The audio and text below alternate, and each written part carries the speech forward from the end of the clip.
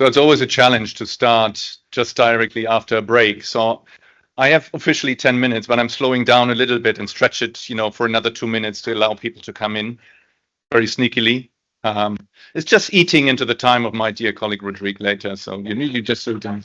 No, I'm joking. I'm joking. You will have to say exactly the same time. It's no problem. No worries, Rodrigue. So so it's my pleasure to stand here in front of you and welcome everyone who has been traveling afar and maybe not that afar. We have a lot of colleagues and partners also from within Malaysia.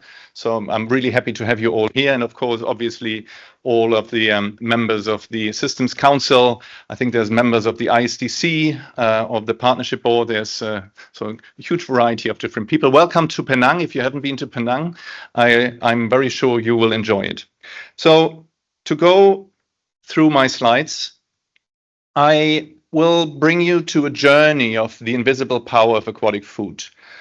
And when I'm giving presentations, often I start with one particular picture, and that picture is a little bit biased, I would say, towards my European heritage. And it is a picture that has been painted by Peter Bruegel the Older, and it is entitled Big Fish Eat Small Fish. And why do I actually choose this picture? I choose this picture because it very nicely depicts that we are looking at a system that has a lot of different types of interactions. We have ecological interactions. Big fish eat small fish. We have heard a little bit about the trophic levels by Daniel Pauly earlier, and you see people in the picture as well. And the people interact with the fish, but the people are also interacting with each other. So it's very important to realize that we are always looking at a system where we have social, economic, institutional, and environmental linkages to consider when we're looking at it. Taking one step back, and yes, Daniel, there are some weird things in this picture. So if you want to look into a little bit more detail, I'm pretty sure you can find a copy of that image. Getting one step back, I think it's very important to recognize that, and the number has been already said this morning, over 3 billion people, 3.2 billion people are directly reliant on aquatic food as part of their diet. And aquatic food is almost everywhere. And I learned relatively recently that it's not only there where you expect it, but it's also sometimes there where you don't expect it, for example, in deserts and in desert farming systems. Why is that important? It is important because aquatic food already serves as a very central component of a diet. And we heard from Essam why that is the case. It is very rich, not only in animal protein, it's not only a caloric intake, but it's actually a food commodity that is very rich in micronutrients, in vitamin B12, for example, in iodine, in calcium, in zinc, and iron. Most importantly, all of those, for example, iron, are very bioavailable. So it's much better to eat an aquatic food item rather than something else to cover your daily need in terms of those micronutrients. So it's a very rich food item. Obviously, as we heard before, and of course, Daniel was mentioning the challenges that we're facing in relation to overfishing, for example, environmental degradation, and there's deforestation that happened to accommodate for aquaculture. So nothing really comes without trade-offs. And of course, on top of that, we have climate change, we have pollution. There's no lack of challenges. So how do you address that? Coming back to my very first picture where I said we need to look at it from a systems perspective. And I took this picture, and I'm pretty sure that many of you will recognize this picture. This is coming from a publication from Norwich. It has been used in a relatively recent publication by colleagues from IFPRI.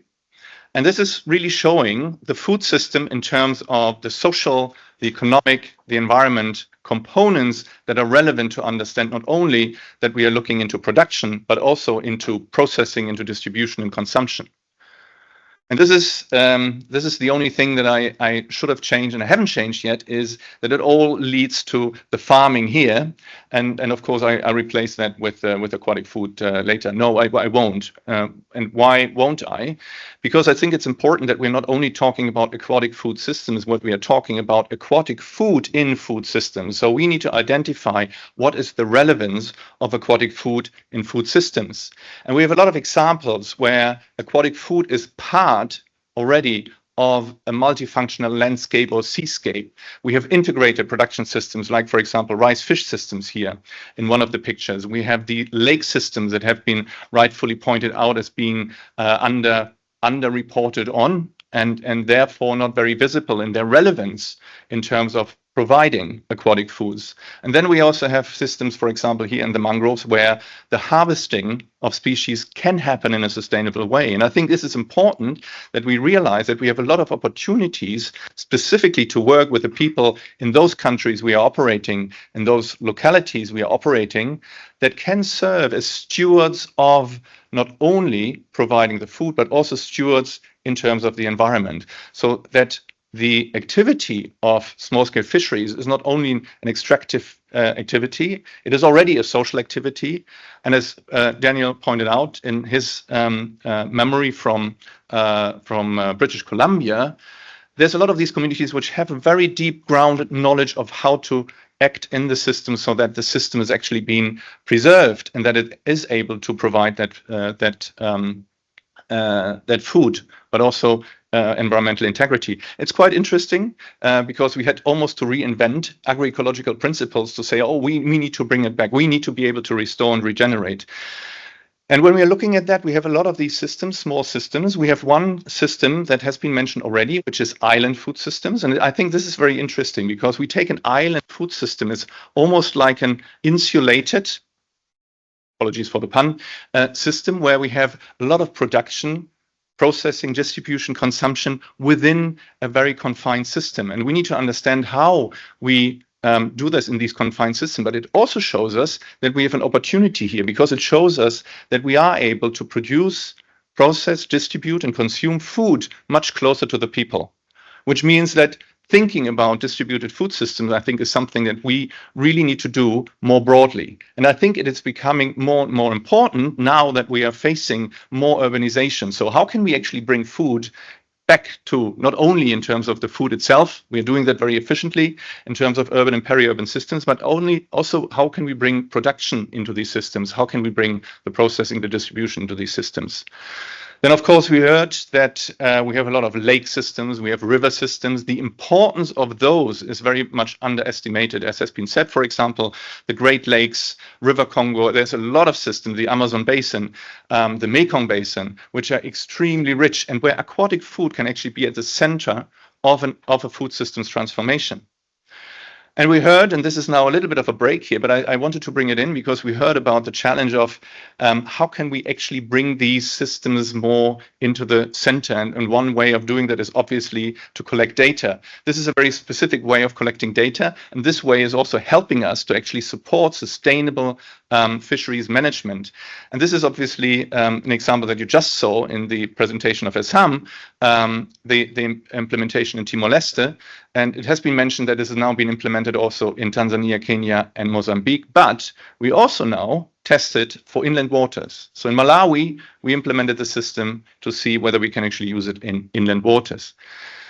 So we did a study and in Nature, and I have a prop here I was supposed to use, but I also put it on the slide, which showed this is eliminating hidden harvest. There was a study that was a lot of different colleagues, over 500 people globally that contributed to this to understand what is the extent of these small-scale actors across the whole value chain. You see 492 million people directly dependent in their livelihoods on small-scale fisheries. And it's interesting because if you look into the lower part of this yellowish, 987 million women could globally be provided with 50% of the recommended nutrient intake of omega-3 fatty acids, and 477 million women could globally get the intake of calcium, selenium, and zinc. And I would say I would challenge that and would say this is an underestimation. If you look into what we currently produce and consume, we overproduce and overconsume calories. We overproduce and overconsume protein, specifically animal protein. I think we consume 3 times. Obviously, this is not equally distributed across the globe, but we are globally under consuming a lot of these very important vitamins and micronutrients. And as you can guess, and if you go back to the slide that I showed earlier, this is actually where aquatic food can play a central role. If you would be able to utilize the production that we already have from wild harvest aquaculture and then extend that, that actually can close that particular nutrition gap. And this is a picture I want to close my presentation with. And I'm reminded that I really need to close down now. This is a picture which shows school children in a school that are fed also with aquatic food. And we have a number of examples of aquatic food, by the way. There's a lot of the things that I'm talking about are also in our exhibit. But this is also important because it is a school. It's about learning. It's about mutual learning. It's about us working with the community, through the community, to really understand what are the issues, what is needed in terms of providing. And it has been said that we should not focus only on the local conditions and finding local solutions. It is important to realize that we as WorldFish, as CGI as a whole, we can be knowledge brokers across all these systems, and we can link these systems, understanding what are the solutions that we can bring in. But of course, being here at WorldFish, aquatic foods are foundational. Let's place them at the core of food systems transformation. And I think the future of food is not only on land. It swims, floats, filters, and most importantly, regenerates. So thank you very much for your attention.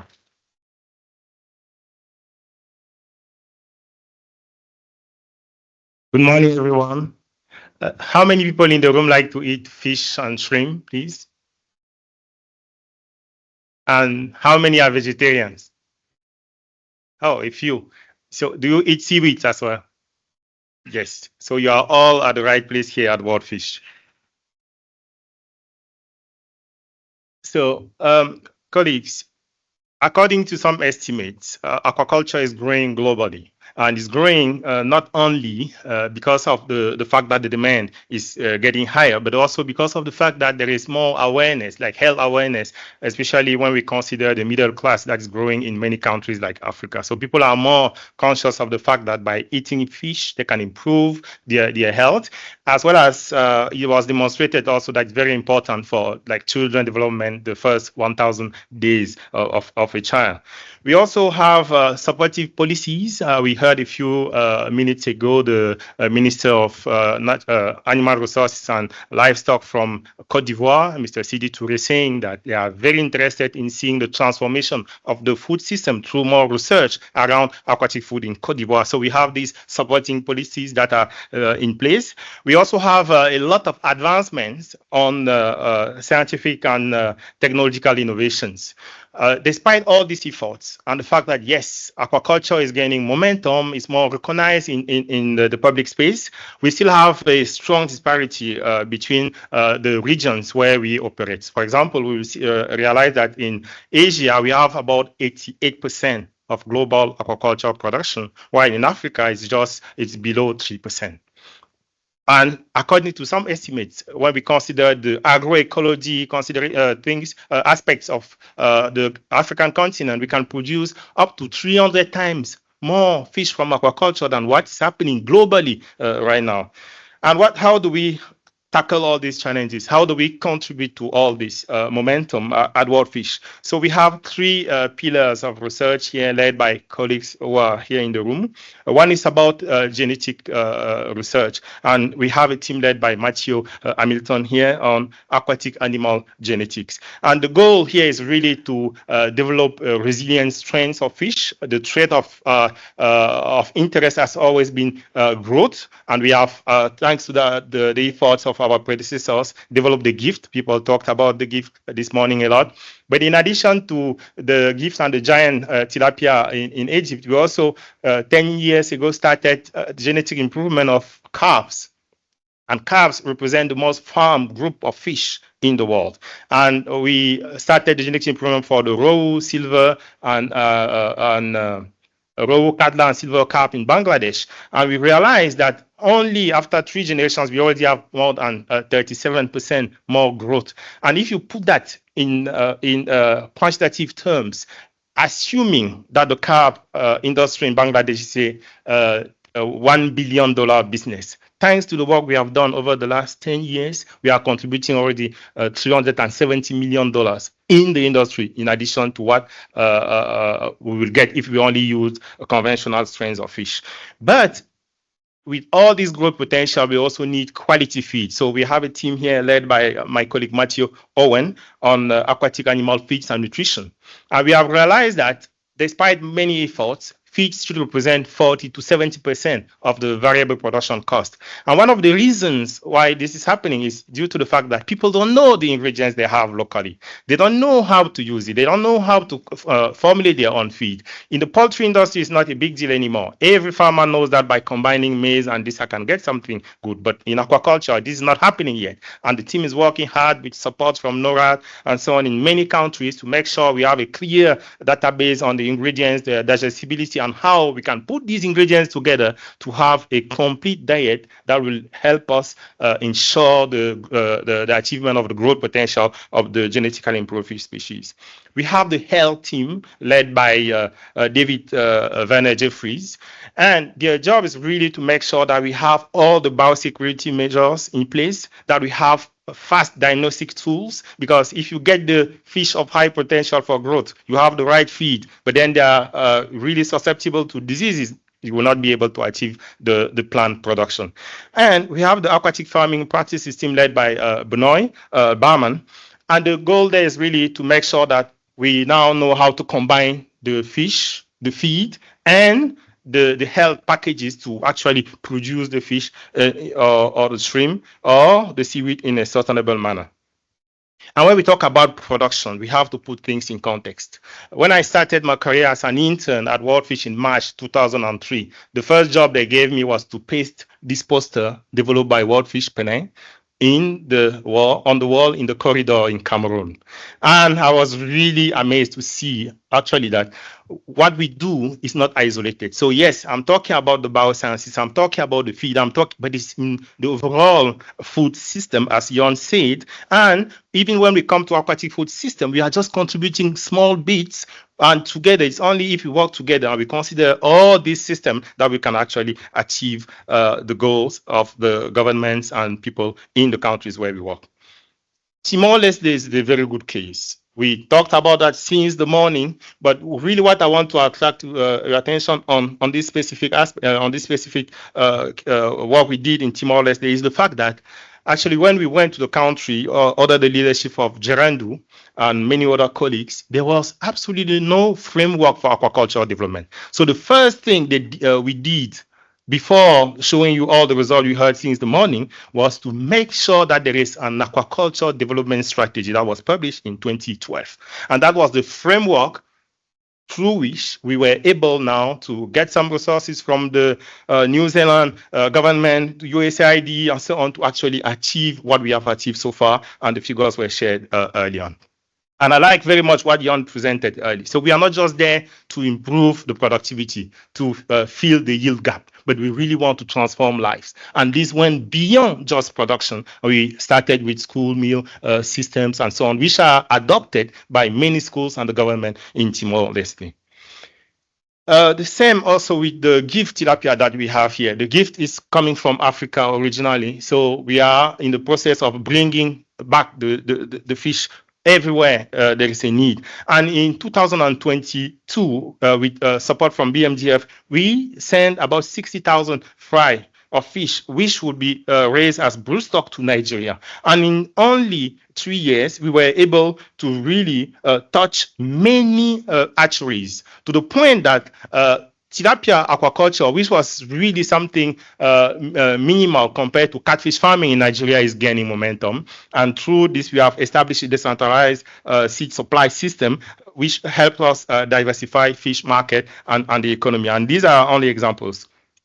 Roe, third generation, 37% more growth than conventional strain of roe in Bangladesh. And we manage really through support from USAID, BMDF, and many other donors in the room in Bangladesh to reach about 61 hatcheries in only 1 decade. And the adoption rate is really amazing because we now have more than 200 farmers in Bangladesh only using improved strains of roe coming from WorldFish. And let's talk a bit more about something related to mariculture. But here we receive support from Desira program from the European Union to go and start working on Artemia. Artemia is a brine shrimp, very small shrimp that is used in hatcheries for shrimp in general, crabs, and so on.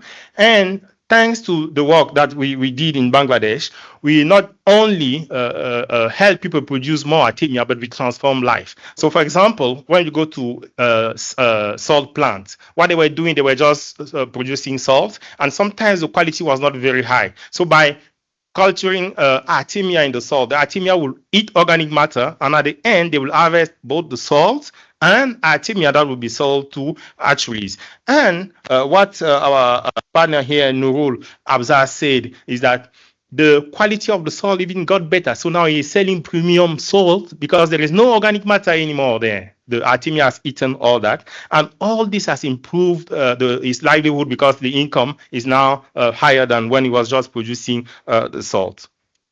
And of course, we have a few results here. For example, the 2 slides before the last one at the bottom are how we have transformed the aquaculture sector. So people who were doing traditional aquaculture, who started engaging in Artemia, we were able to support them and make sure that even their system are a bit more productive than what they had traditionally. And also, we encourage some women who are involved in aquaculture to also culture crops on the dikes, as you can see on the 2 pictures at the bottom. But these are a few examples of what WorldFish has done. We cannot be comfortable. Bigger challenges are awaiting us, including in addition to youth employment, climate change. When you look at aquaculture deeper right now, we still have a very low market penetration of genetic improved strains of fish. It's between only 12 to 15%. And if you exclude salmon, trout, and so on, it will be around 3%, which is very small. WorldFish has done a lot, as Isam said, in terms of tilapia. Half of the tilapia produced globally is coming from gift, but it could be the 6th generation, while here in Penang we are the 20th generation. So we really need support to make sure that we disseminate in a sustainable manner the genetically improved species of fish that we have and make sure it reaches the people who need them the most. Feed is still a big challenge. Wherever you go, when we talk with people, they always say, we don't have feed, we don't have quality feed, and so on. So this also we have to tackle, but we cannot work on this alone. So we still have to work with the private sector to make sure that they co-design activities with us and help us adopt and disseminate all these innovations. And of course, health is a big challenge. It's a $10 to $12 billion problem in the aquaculture industry that we have to collectively help to tackle. So opportunities are there. We need to reinforce our research capacity through expertise, labs, and so on. But looking forward, we are ready as an organization. We are building on 50 years of legacy of people who were pioneers, who are still supporting us, as you heard this morning. So we are ready, but partnership will be key. We cannot be everywhere. We cannot do this alone. We are part of the CG as a system, but we also want to make sure that we do the science that really help improving livelihood on the ground. So I will end this with my little quote here, which is about the fact that farming is now essential to put aquatic food in our plate, but we really need to make sure that we support all this development with applied and relevant science. Thank you very much.